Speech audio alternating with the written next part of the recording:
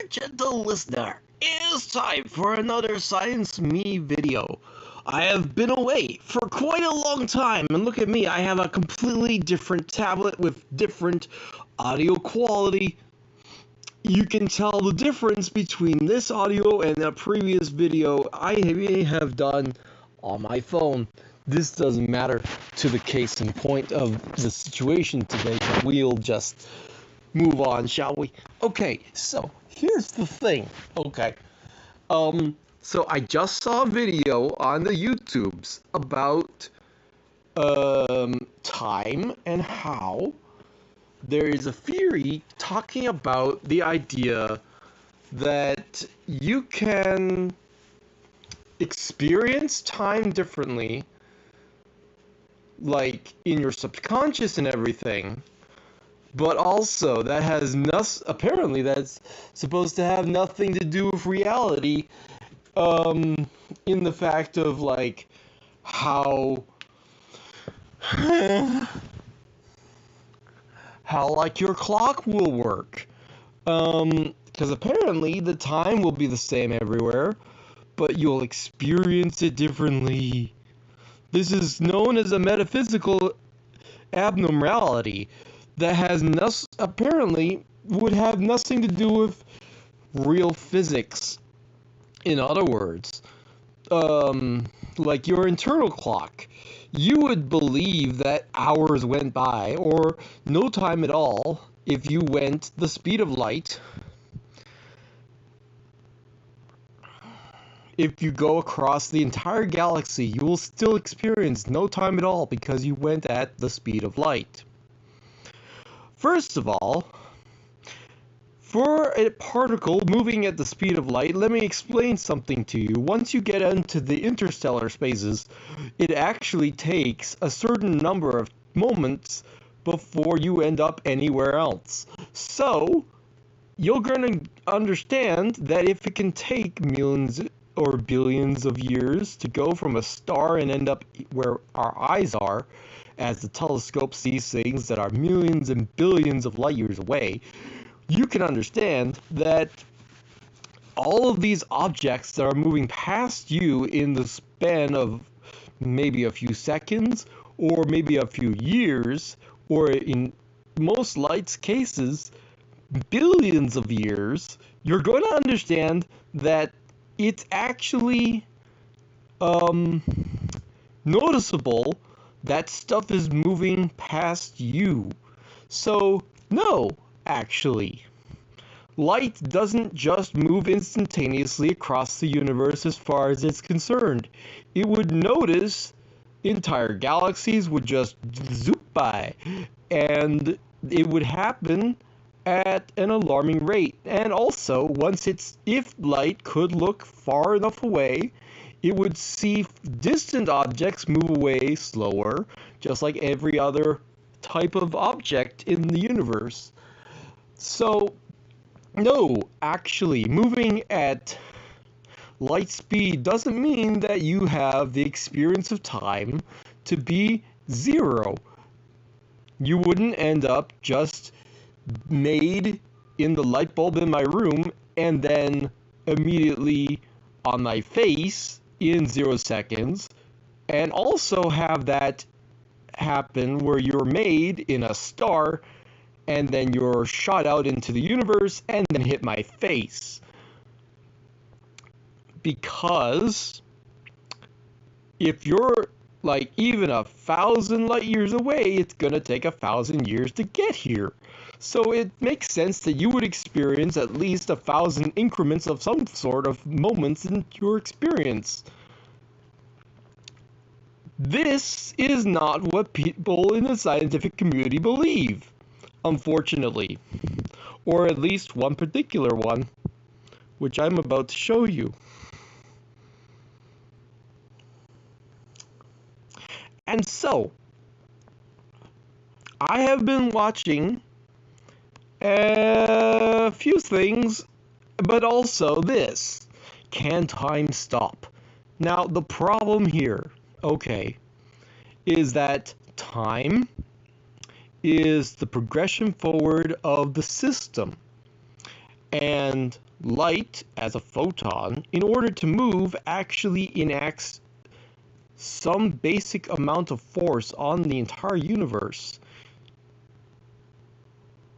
It's amazing to think it, but that's how it works. It works with electromagnetic spectrum, and it pulses that electromagnetic spectrum at a rate that is capable of moving it at the speed of light.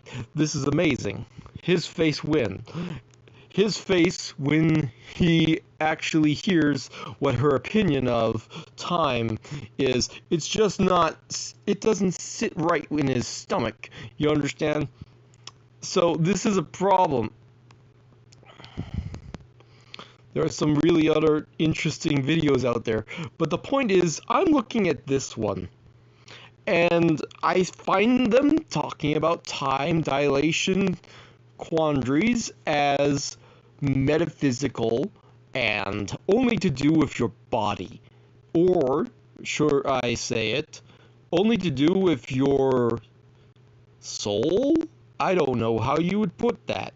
However, the problem is, when light, like everything else, is experiencing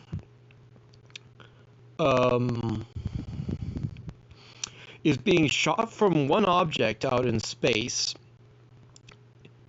and then goes to hit another object depending on their distance from each other. Let's say it's just 1 meter or even a millimeter or a micrometer. It doesn't make a difference. It takes a certain amount of time for that light to travel from one space to the other, unless, now hear me out, unless the object is moving. If the object is moving, then that means that the light that came from one spot now has to travel to the other spot, and actually will take a little bit longer to reach that same distance, because in reality the entire system has been moving this whole time. That's funny. Okay, so think about it like if you were to accelerate the speed of these increments, right? You can tell that it took less time to go from one of these panels to the other, and that's because the entire set of panels were also moving. Light can notice this as well, as objects out in space can move in varying speeds, and you can go really fast, and the light would notice that it took less time to go from one panel to another because you scrolled faster or slower.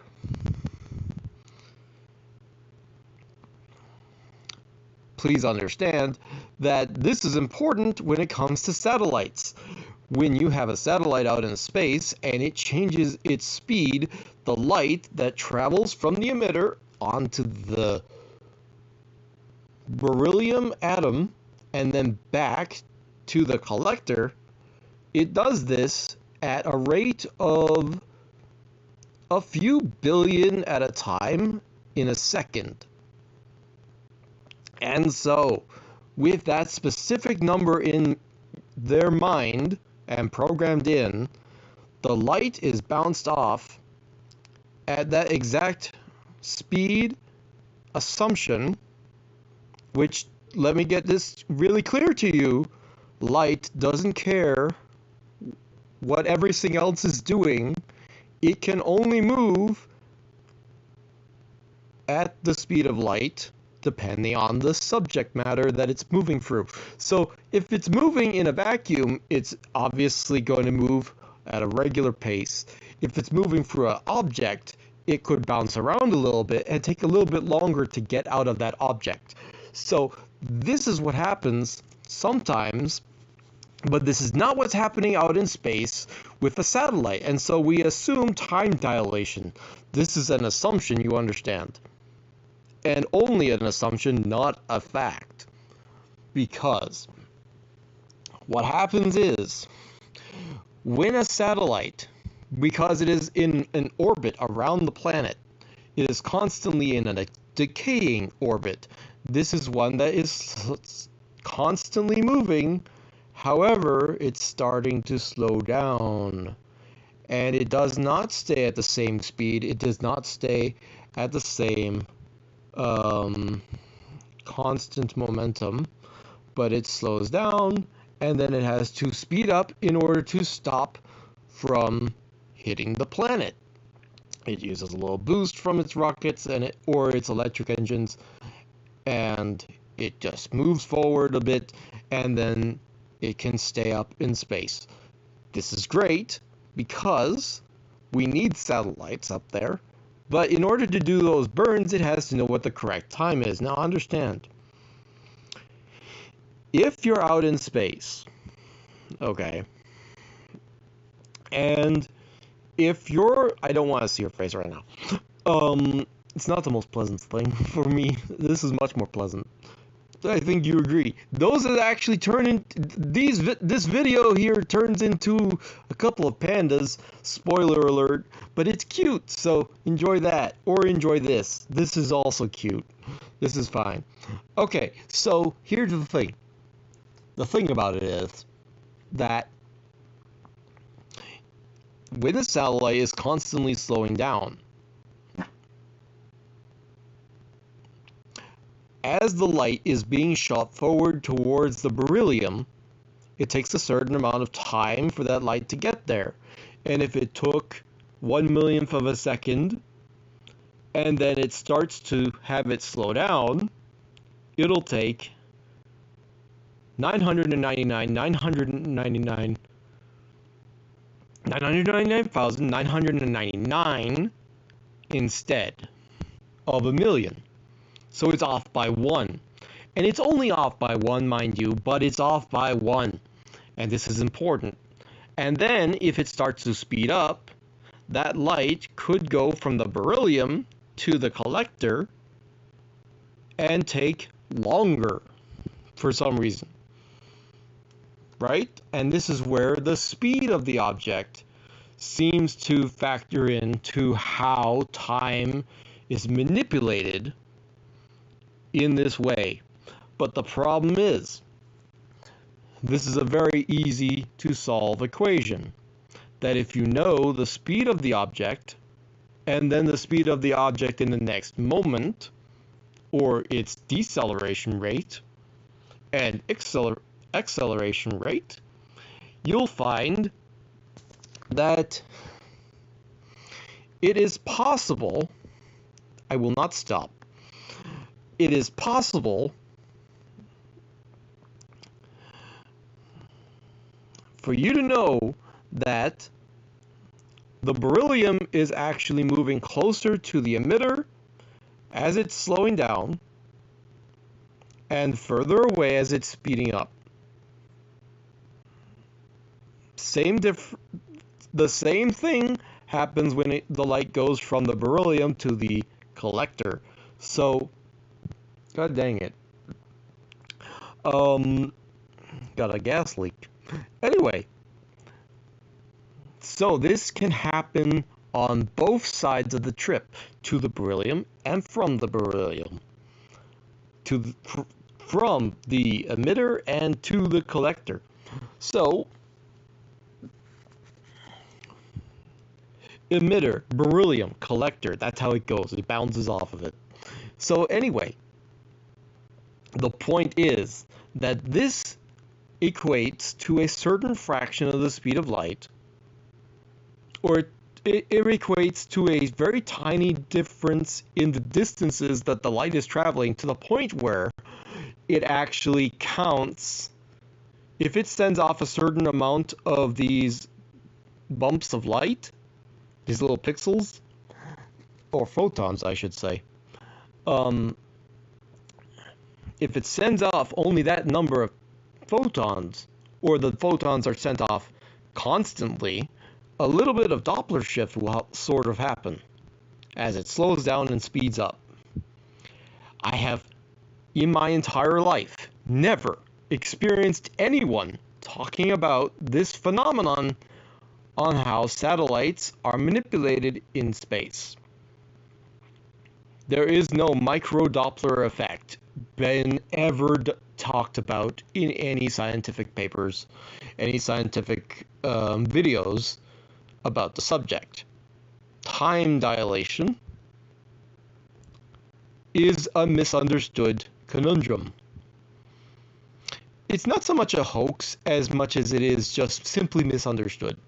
And that is not great, but it is something that we can adjust for, because when we know these different speeds of when it's going fast and when it's going slow, and how that affects the light and how it moves, we can know for sure that there is, in fact, no time dilation whatsoever. But instead, what is happening is the light is having a different amount of distance to travel, because the object itself is accelerating, decelerating, changing the distances between the emitter and the beryllium.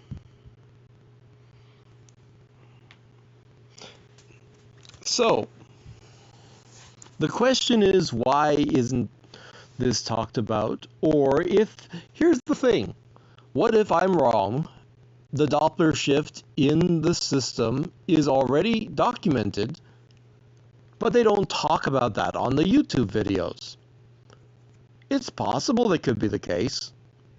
And they still end up with a bit of time dilation noticed, where the time on the satellite, if unchecked, will continue to tick forward faster or slower, depending on the situation of the satellite, in regards to like how it goes at a regular speed on Earth, where the speed of the planet and the speed of its rotation and whether or not the speed of the Earth is speeding up or slowing down is all considered. And regular atomic clocks on the surface of the planet are really regular and do not miss a second, not even an instant, in 1 trillion per second. And so, over there out in space, the satellites have a bit of a harder time because their speed is constantly adjusting. Some people would call that a rough reference frame. I don't. I simply say that the speed of the object has changed, because that's what's happened. And so, I understand that there is no such thing as time dilation, unfortunately, which means time does not stop for light whatsoever. Also, although that is a separate, that is considered a separate thing, it is not a separate thing whatsoever.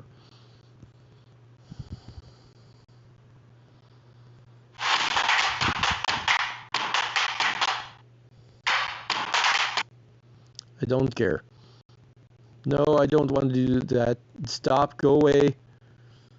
Okay, so what I said in the comments of this video, besides the fact that she mentions that 3-dimensional or 4-dimensional presentations are not available on YouTube, they in fact are still a thing, that you can do one of those 3-dimensional lenses and you can turn it by swiping or using the motion controls on your phone, so that you can look around and it looks like you're actually looking in a 3-dimensional space.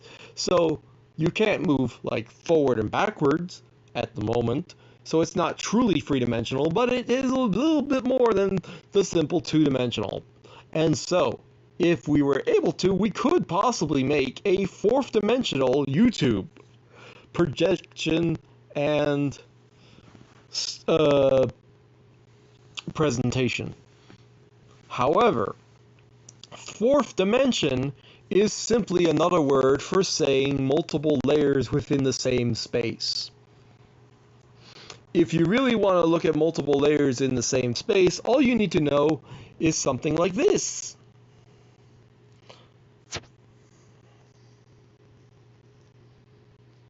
Yes, this is a object on the same two-dimensional plane, but this is above everything else. It is in three-dimensional space.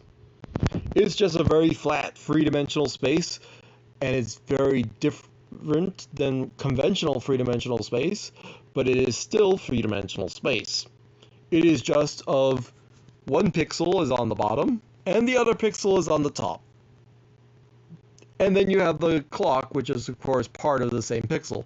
You can also notice that the clock and everything else is, at some point, translucent. So you can actually see the stuff underneath it as well. That's kind of fun. Like, you can see this X underneath the button.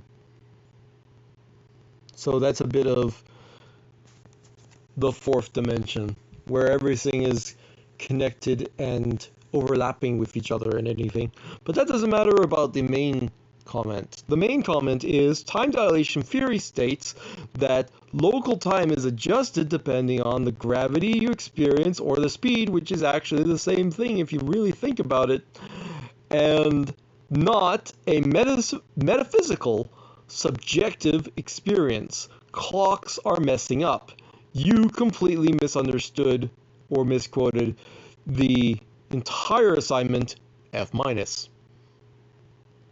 And I will not be rescinding my judgment on this video. This is despicable. The fact that you could completely overlook the fact that the entire reason why we talk about time being experienced differently to other people is that time to the actual clock itself is changing depending on your speed, depending on the gravity you're nearby, which is actually the same thing. Doesn't matter. Well, actually, you know what? That's interesting you mentioned, because gravity, okay, is like the pull of other objects on you, or on a magnet, or on the clock. So let's say that you have a kite and you fly it like in a really pathetic wind, and the tail of the kite is really drooping down a lot. That's what we call low gravity. Okay. And then you start flying the kite in a really strong wind, and the tail is being pulled really near, or sort of near and very wavy, behind the kite. This is what we call a medium gravity. And if the kite and the tail were to be completely solid and pushed back so that it would be straight, that's what we call high gravity. And then if you find the kite to be in a complete, instead of a kite shape, it looks like spaghetti. That's what we call black hole gravity. It's insane. It's really strong. And so, that is the difference between gravity and normal velocity. However, the difference between velocity and gravity is that you are moving through space and space is pulling at you. The difference is that the eddy currents and the tidal forces, or everything that is being pulled behind you, is happening because you're moving through space faster. But interestingly enough, gravity, which happens because of the eddy currents being pulled away from you, okay, towards a gigantic thing such as a planet, or even, apparently, gravity has been recorded to be noticeable in such an object as a 14 kilogram ball. As small as 14 kilograms, they have, quote unquote, experienced a gravitational phenomenon where how do I put this? Okay, so they put a ball on a pole and dangled that from a string. They made it so that the string is 100% stable, and in its resting, absolutely no more energy is exerted into its state. Okay, and then they introduced a large object to this ball that's dangling from the string, and you know what happened? The small ball moved towards the big one. There's no magnets involved. The string normally would have just sat there forever in the same position for days, but introduced a new ball, which is only slightly bigger and many times heavier, and there is a slight attractive force. Now, what is going on here is a very good question. Yes, this actually happened. You can look it up on Veritasium. If I remember correctly, he did a video about it. I will have to look it up myself. Veritasium. And yeah, that's the guy. Also, he proved that you can move faster than the speed of light, because he made a video talking about a car that moved faster than the wind. If the car can move faster than the wind, you can move faster than the speed of light. He doesn't even realize he proved that yet. He has yet to solve that equation. And I've been watching his videos on a different account, you might say. Like, I watched this one. This one was recent. Okay, well, is there anything that I've missed? Well, I've interestingly seen this thing about the almost impossible blue light, which is fascinating. And there's other things. And then there's the number 37. Why is it everywhere? And then there's other things. Something strange happens when you follow Einstein's math. Oh, I have to see this one. So anyway, goodbye. If you want to see more of this, there is a playlist called Science Me, and there's all sorts of videos that I've made that are in that playlist about all sorts of sciencey things, including math and physics and particle physics and chemistry. I talk about all sorts of things. I don't usually use this accent. Anyway, goodbye.